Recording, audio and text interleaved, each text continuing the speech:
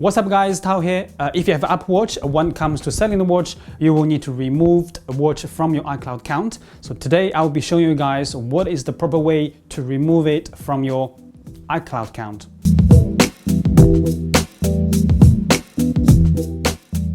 Alright, here I have a Apple Watch Series 242mm linked to the phone. Here you can see right now is linked to my second Apple Watch, which is 44mm or Series 4.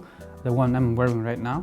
If you tap on that, and they will have two watches appear. Yes guys, you can connect multiple Apple Watches to the account.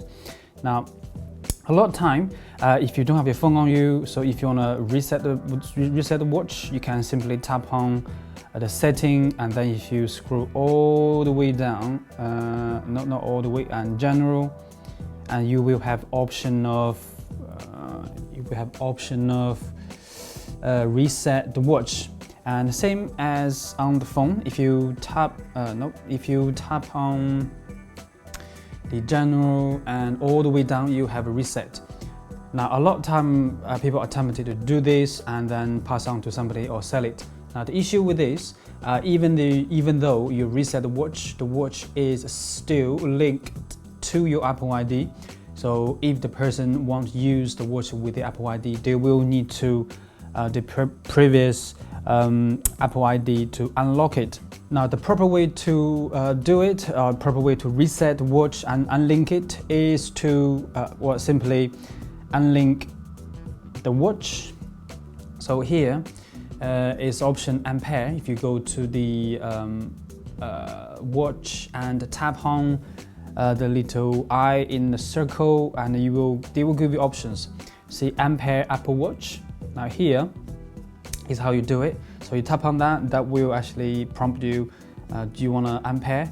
Now here is the Apple ID password window. Now what basically saying is, after you Ampere the watch, it will be removed from your Apple ID account and disable the activation lock and remove Find My Watch. Now this is what we want. So the next person who uses the watch, it won't get prompt to use the previous Apple ID to unlock the watch. Now let me just put my password in. So that you tap on Ampere. Now the Apple Watch Series 2 is a bit slow. It may take a little while to Ampere it, but the phone actually start doing the Ampering procedure now. The only thing I can do now is just wait until it's Ampered.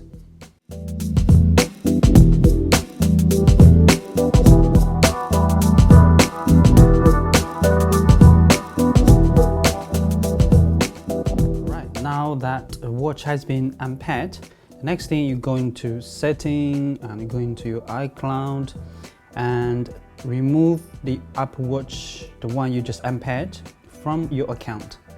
And that is it.